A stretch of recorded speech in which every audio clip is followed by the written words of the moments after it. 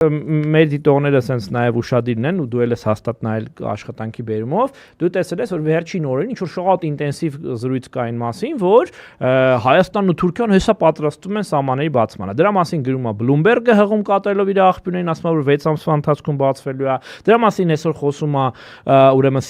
Թուրքիայում եւ Սիրիայում Ամերիկայի Միացյալ Նահանգների Թուրքիայում դեսպանը Սիրիայի հարցերով գլխավոր բանակցող Թոմ Բարակը ասելով որ իր տեղեկությունները 6 ամսից սահմանը բացվում է դրա մասին Այն որ ասում է չայնիկն էլ բացում ես, այդտեղից այդ դուրս է գալիս, հա։ Հիմա ինչի է սա կարևոր։ Նախ պետք է ասել, որ մեր դիտողները հանկարծ չմտածեն, որ իսկապես ինչ որ խաղաղություն է եւ այլն։ Ոչ թե չմտածեն, որ տենց չի, բայց տենց է, չէ, տենց չի, դրա համար պետք չի մտածել, որ խաղաղություն է։ Ուրեմն թուրքերը ինչ են անելու։ Առաջիկա 6-7 ամիսների ընթացքում, մինչև հունիս ամիսը, մինչև ընտրություններ, իրենք անդադար իմիտացիա են ստեղծելու, պատրանք են ստեղծելու, որ հեսա Հայաստան-Թուրքիա հարաբերությունները նենց մի հատ իրավիճակ է ստեղծելու, որ ուղղակի սենց էլ վերջ պրծած ամեն ինչ։ Հիմա հանգիստ խաղաղ ապրելու ենք։ Դրա ուղղված անելու երկու հիմնական բան։ Սիմվոլիկ քայլեր, օրինակ կարող օրինակ պատական իմանանք, որ սկսել են Անիի պատմական կամուրջի իրանց իսկ կողմից ոչնչացված կամուրջի վերականգնման աշխատանքները։ Որ հա, այս 5 տարի մետրոյի պես մի բան։ Ոդ կեսես եթե մոտապես 15 մետրանոց կամուրջն են քննարկում, որ վերականգնեն 5 տարի, բաղաչափնեկի մետրոն այդ մի քանի կիլոմետրանոց ինչքան կվերականգնեն։ Սա մեկ եւ երկրորդ բանը, այդ սիմվոլիկից զատ անդադար բան են անելու։ Պատրանք են ստեղծել, որ հայկական ու թուրքական պատվիրակությունները տարբեր հարթակներում իրար հետ հանդիպելու են։ Չեն բացառում, որ եկող տարվա մեջ տենց մի երկու հատ սիմվոլիկ ուրիշ քայլի, օրինակ, այսպես կոչված երրորդ երկրների անձնագրերով մարդկանց, օրինակ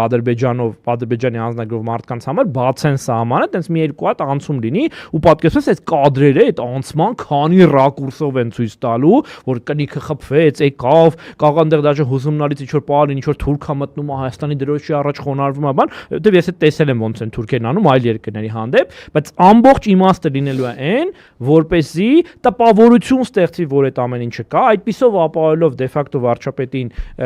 ոնց որ ձայներ, այսինքն այդ իր քարոզությունը ամրապնդել, բայց իրականության մեջ թույլատնելով մեր զգոնությունը եւ այն ինչ որ կլինի դրանից հետո ոնց որ ասում են այդ ինտերնետային լեզվով շատ հուզիչ է լինելու, այսինքն եթե Աստված մի ասե ինքը վերընտրվի, թուրքական այդ բանը դառնալու է, ասած այդ պրյանիկը, այդ ասած քաղցրեղենը վերածվելու է Հայաստանը խեղտող հերթական մտրակի, հերթական սրի եւ այլնի, հա։ Բարոշ մտքան պարզ հարց տամ քեզ։ Մեր ինչին է պետք հայ-թուրքական սահմանի բացումը։ Ինչա դա մեզ տալի։ Ոչինչ եւ Իմ տպավորությունն է, որ դա բան է, չգիտեմ, Հրայր Թովմասյանի գրիչ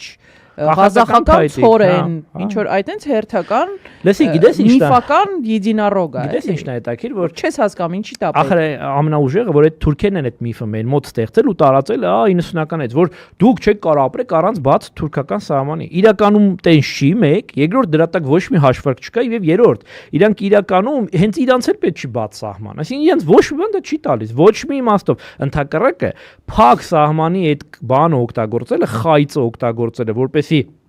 կորզես բան, այսպես ասած զիջումներ ու ճնշում գործադրես, այդ իրենց հիմնական մեթոդներից մեկը, որը մինչև աշխատում է, չէ՞, ասում են այս էլ զիջենք, որ Հայաստան-Թուրքիա սահմանը բացվի, որ բացվի, արետան դաշտում աշխատող մարդ չի լինելու, որտեղ չի կարելի ոչ մի բան արտադրի։ Հայկական պետությունը անհավանական տնտեսական, անվտանգային եւ այլ սպառնալիքների առաջ է կանելու։ Դրա համար որևէ բան, այսպես հիմնավորված փաստարկ չկա, թե ինչու է պետք բացել եւ ինչու է դա դրական։ 2023 թվականին չեմ կիշես թե չէ, այդ բան կար։ Չեմ ինքը այդ պաշտոնը զբաղեցնում է, թե չէ, Մաքսայինի պետ էր, ինչ էր։ Այն որ նախկինում նախարար էր, հետո դառավ ԱԱԾ-ի աշխատակից, բան Բաքոյան, չէ, Բաքոյան չէ։ Այն ակնոսիրով մի տղա կար, իրանց կադրերից հեղափոխական է, որ սաղ պաշտոններում աշխատել է։ Հիմա կարծեմ Մաքսայինի պետ նշանակեցին, ուրեմն նայ, իրանք արդեն մի երկու տարի խոսում են, որ պիտի սահմանը բացվի, ձև չկա, դա ամենալավ բանն է, ու մեկ էլ հարցազրույցում, որ իրան լրագրողը հարցում ասում է, բայց ախր դա կարող է վնասակար է, մենակ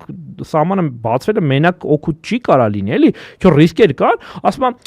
դե մենք սահմանը բացելու ենք, հիմա էլ աշխատանքային խումբ ենք ստեղծել, որ մենք տեսնենք ինչ ռիսկեր կան։ Այսինքն ոչ թե պիտի անես, ոչ թե անում ես սկզբից մի հատ տեսնի որն է առավելությունը, որն է վնասը ու դրա հիմքի վրա որոշում կայացնի, ասում եմ, չէ, սահմանը բացելը բացարձակ բարիք է, Այ բայց մենք մի հատ նավսյակի հետազոտություն կանենք ռիսկերը գնահատելու։ Այս ստացվում է որ քո արդեն պատվի ում որ պատվիրել ես այդ հետազոտությունը անի, բարձ չի որ եթե դու իրան ասել ես այն գլխից որ բացը,